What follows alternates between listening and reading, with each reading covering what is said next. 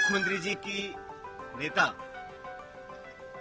आदरणीय श्रीमती सोनिया गांधी जी नहीं है। नमस्कार, इन खबर राजस्थान में आपका स्वागत है। मैं हूं आपके साथ सत्येंद्र शर्मा।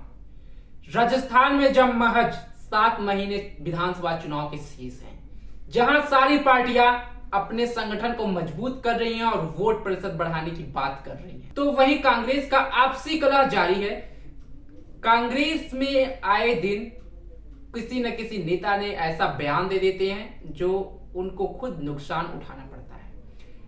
अब कांग्रेस में फिर एक बार मानेसर की बहस छिड़ गई है और यह बहस किसी और ने नहीं बल्कि राजस्थान के मुख्यमंत्री अशोक गहलोत ने शुरू की। उन्होंने रविवार को धौलपुर की रैली में अपने भाषण के दौरान सीधा अमित शाह पर निशाना साधते हुए कहा कि जो विधायक अमित शाह से पैसा लिए हैं वो उनको उनका पैसा वापस लौटा दें। अगर आप उनका पैसा रखेंगे तो उनके दबाव में रहेंगे। और साथ ही उन्होंने एक बड़ा बयान दिया है। उन्होंने कहा कि हमारी सरकार को गिराने की कोशिश जब की जा रही थी विधायकों को पैसा दे करके, तब उस समय पूर्व मुख्यमंत्री वसुंधरा राजे ने हमारी सरकार बचाई थी। अब इसी को लेकर के राजस्थान के पूर्व उप मुख्यमंत्री सचिन पायलट सीएम अशोक गहलोत पर तंज कसा है और जुबानी हमला बोला है। आपको बता दें कि आज प्रेस कॉन्फ्रेंस के जरिए सचिन पायलट ने कहा कि मुझे समझ में नहीं आ रहा है कि अपने ही विधायकों और नेताओं को बदनाम करके भाजपा का गुणगान किया जा रहा है। ये समझ से परे है। सीएम साहब को अपनी बात स्पष्ट करनी चाहिए कि वह क्या कहना चाहते हैं।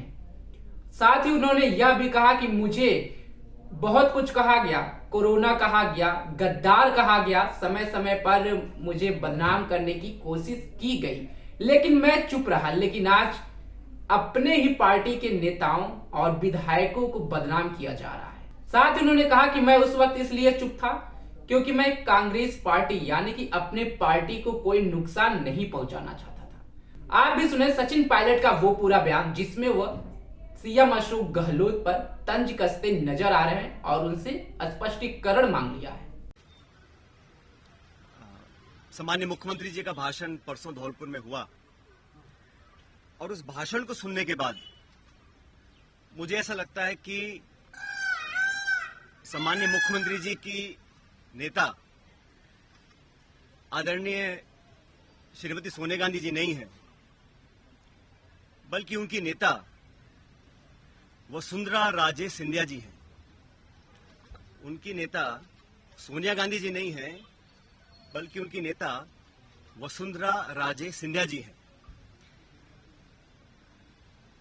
और एक तरफ ये कहा जा रहा है कि हमारी सरकार को गिराने का काम भाजपा कर रही थी, दूसरी तरफ कहा जाता है कि सरकार को बचाने का काम वसुंधरा जी कर रही थी।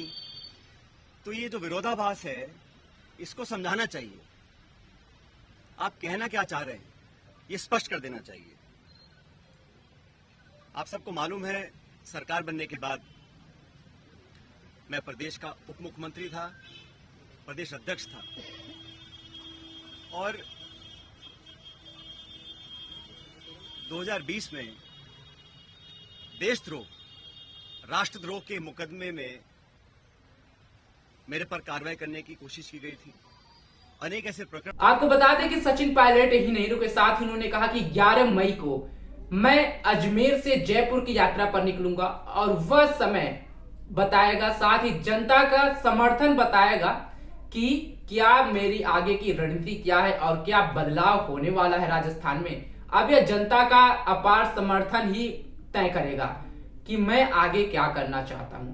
परसों अजमेर से एक यात्रा निकालूंगा।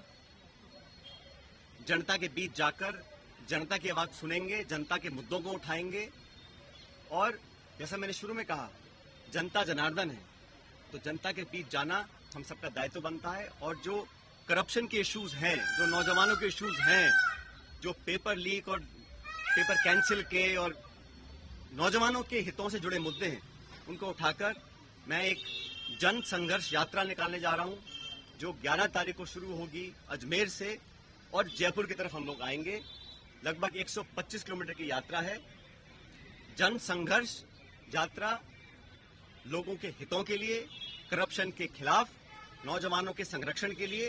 उनकी आवाज को हम सुनेंगे, उनकी आवाज को बुलंद करेंगे और मैं समझता हूं कि सही निर्णय तब लिए जाएंगे जब जनता का पूरा हमारा साथ होगा, जनता का पूरा प्रेशर होगा। अब इससे बात यह स्पष्ट हो गई कि सचिन पायलट अब सीधे बगावत के मूड में नजर आ रहे हैं जब से अशोक गहलोत ने यह बात रखी है। अगर उनको जन समर्थन मिलता है उनकी रैली में, जो कि अजमेर से जयपुर की यात्रा को निकलने वाले हैं 11 मई से, तो अगर वो कहीं अपनी नई पार्टी बनाने का ऐलान करते हैं तो इसका सीधा नुकसान कांग्रेस पार्टी को हो सकता है। साथ ही अगर वो किसी अन्य पार्टी में शामिल होते हैं, जैसा कि बेनीवाल ने उन्हें कहा था, या तो बेनीवाल की पार्टी में जा सकते हैं या भाजपा में जा सकते हैं, तो भी एक सीधा नुकसान कांग्रेस को होगा। लेकिन देखना अब यह होगा कि सचिन पायलट क्या नई पार्टी बनाएंगे या किसी अन्य दल में शामिल होंगे, या कांग्रेस आला कमान उन्हें अपना मुख्यमंत्री दावेदार बनाएगी। यह तो थोड़ा सा मुश्किल है, क्योंकि गहलोत समय समय पर अपनी राजनीति करते आते हैं। राजस्थान से जुड़ी तमाम खबरों की जानकारी के लिए बने रहे हमारे साथ और देखते रहे इन खबरस्ता। नमस्कार।